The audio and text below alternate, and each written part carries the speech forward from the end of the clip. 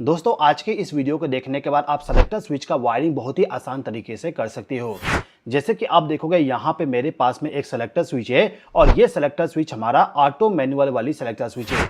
Auto manual वाली selector switch क्या होता है मैं आपको एक्सप्लेन कर देता हूँ। मान लीजिए कि ये जो सेलेक्टर स्विच है इसको आप चाहते हो कि 1 नंबर पोजीशन सेलेक्ट करने पे ग्रीन लाइट चालू हो और इसी सेलेक्टर स्विच को यदि आप 2 नंबर पोजीशन पे सेलेक्ट करती हो तो रेड वाली लाइट चालू हो। ऐसा यदि आप चाहती हो तो आपको ऑटो मैनुअल वाली सेलेक्टर स्विच का इस्तेमाल करना होता है। ये जो सेलेक्टर स्विच है इसका कनेक्शन करना बहुत ही ज्यादा सिंपल है। आपको सिंपली क्या करना होगा, जो आपका फेज सप्लाई है उस पावर सप्लाई को ले जाके एमसीबी के साथ कनेक्ट करना होता है और न्यूट्रल सप्लाई को हमेशा न्यूट्रल लिंक के साथ कनेक्ट करते हैं या फिर आप डायरेक्टली ले जाके इसको कनेक्ट कर सकते हो। फिलहाल के टाइम पे हम यहाँ पे न्यूट्रल लिंक का इस्तेमाल कर रहे हैं।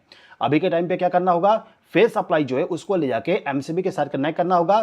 फिर एमसीबी से जो पावर सप्लाई मिलेगा उसको ले जाके सेलेक्टर स्विच का जो 1 नंबर का पोजीशन होता है उसके साथ कनेक्ट करना होगा। ध्यान दीजिएगा, सेलेक्टर स्विच में आपको 1 नंबर का टर्मिनल मिलेगा, उस वाले टर्मिनल के साथ में आपको फेज सप्लाई को कनेक्ट करना होता है। अब ये जो सेलेक्टर स्विच है इसको यदि हम 1 नंबर पोजीशन पे सेलेक्ट करते हैं तो इस कंडीशन में हमें ग्रीन वाली लाइट को चालू करना है। तो इसके लिए हम क्या करेंगे, सेलेक्टर स्विच का जो 1 नंबर का पोजीशन वाली टर्मिनल है, जैसे कि 1 नंबर पोजीशन का टर्मिनल होता है A1, यहाँ पे 1 है ना तो A1 लिखा हुआ है। तो A1 टर्मिनल जो होता है उस टर्मिनल से आपको एक वायर को कनेक्ट करके लेके जाना होगा और जो आपका लाइट है उस लाइट के साथ कनेक्ट करना होता है। मतलब कि A1 टर्मिनल से पावर सप्लाई को ले जाके लाइट के साथ कनेक्ट कर दीजिए। इसके बाद यहाँ पे जो सेलेक्टर स्विच है इसको यदि आप 2 नंबर पोजीशन पे सेलेक्ट करोगे तो A2 से पावर सप्लाई आपको मिलेगा। तो A2 टर्मिनल से एक वायर को ले जाके आपका जो यहाँ पे रेड लाइट है उसके साथ कनेक्ट कर दीजिए। फिलहाल के टाइम पे आपको एक्सप्लेन करने के लिए मैं यहाँ पे लाइट का इस्तेमाल कर रहा हूँ। हो सकता है कि प्रैक्टिकली यदि आप इस्तेमाल करो तो वहाँ पे कोई इलेक्ट्रिकल डिवाइस है जिसको पावर सप्लाई प्रोवाइड करना हो, उसके लिए आप सेलेक्टर स्विच इस्तेमाल कर रहे हो तो वहाँ पे भी कनेक्शन सेम तरीके से आपको करना होता है। फिलहाल के टाइम पे दोनों लैंप को हमने फेज सप्लाई प्रोवाइड करने के लिए सेलेक्टर स्विच का इस्तेमाल कर लिए। अब इन दोनों लैंप को ऑपरेट करवाने के लिए न्यूट्रल सप्लाई भी चाहिए, तो इसके लिए न्यूट्रल सप्लाई से एक वायर को कनेक्ट करके लाएंगे और न्यूट्रल लिंक के साथ कनेक्ट कर देंगे। अब इससे आउटपुट पावर सप्लाई को ले जाके यहाँ पे जो दोनों लाइट है इन दोनों लाइट को न्यूट्रल सप्लाई प्रोवाइड कर देंगे। इस प्रकार से यहाँ पे कनेक्शन कंप्लीट। दोस्तों आगे बढ़ने से पहले मैं आपको बताना चाहूँगा, मेरा एक बुक है जिसका नाम है electrician A to Z wiring book. इस बुक में आपको बहुत सारा सर्किट डायग्राम मिल जाएगा जो कि आपके लिए बहुत ही ज़्यादा हेल्प करने वाली है। जैसे कि अभी के टाइम पे हम सेलेक्टर स्विच के बारे में सीख रहे हैं तो आपको इस बुक में सेलेक्टर स्विच के बारे में भी मिल जाएगा। हमारा जो सेलेक्टर स्विच है, सेलेक्टर स्विच के बारे में 73 नंबर के पेज पे बताया गया। तो मैं यहाँ पे डायरेक्टली 73 नंबर के पेज पे चला जाता हूँ। यहाँ पे हमारा 73 नंबर का पेज है। इस पेज में बताया गया कि जो सेलेक्टर स्विच होता है वो कैसे काम होता है और किस प्रकार से आप उसका वायरिंग करोगे, पूरा डिटेल वे में आपको एक्सप्लेन किया गया है। साथ ही साथ में सेलेक्टर स्विच का इस्तेमाल करते हुए किस प्रकार से आप 2 मोटर को कंट्रोल करोगे उसका भी सर्किट डायग्राम आपको यहाँ पे मिल जाएगा। इसके अलावा आपको यहाँ पे और भी चीजें मिल जाती हैं जो कि आपके लिए काम आने वाली है। यदि आप इस वाले बुक का जो PDF है उस PDF को बाय करना चाहते हो तो इसका लिंक डिस्क्रिप्शन में दिया गया है, वहां पे क्लिक करके बुक को बाय कर सकते हो। चलिए आज का जो वीडियो है उसको कंटिन्यू करते हैं। अब इस सर्किट में क्या होगा, यदि आप एमसीबी को चालू कर देते हो, एमसीबी को चालू करने के बाद इस वाले सेलेक्टर स्विच को यदि आप ऑफ पोजीशन पे रखते हो तो दोनों लाइट यहाँ पे ऑफ रहेंगे।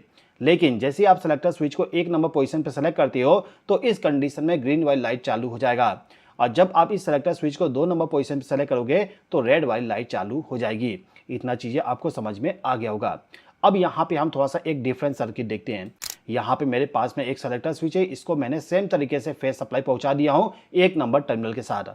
अब मैं यहाँ पे ये चाहता हूँ कि जो सेलेक्टर स्विच है इस सेलेक्टर स्विच को यदि मैं 1 नंबर पोजीशन पे सेलेक्ट करूँ तो इस कंडीशन में यहाँ पे जो कॉन्टेक्टर है ये कॉन्टेक्टर मेरा सेंसर के जरिए चालू हो और यदि मैं इस सेलेक्टर स्विच को 2 नंबर पोजीशन पे सेलेक्ट करूं तो डायरेक्टली कॉन्टेक्टर चालू हो जाए।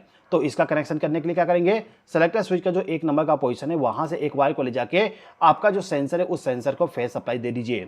यहाँ पे एक चीज ध्यान दीजिएगा, मैं जो यहाँ पे सेंसर इस्तेमाल कर रहा हूँ ये प्रॉक्सिमिटी सेंसर है और ये सेंसर मेरा AC पावर सप्लाई पे काम करेगा और इस सेंसर में केवल 2 वायर है, मतलब कि 2 वायर AC सेंसर है जो कि एनो टाइप का है।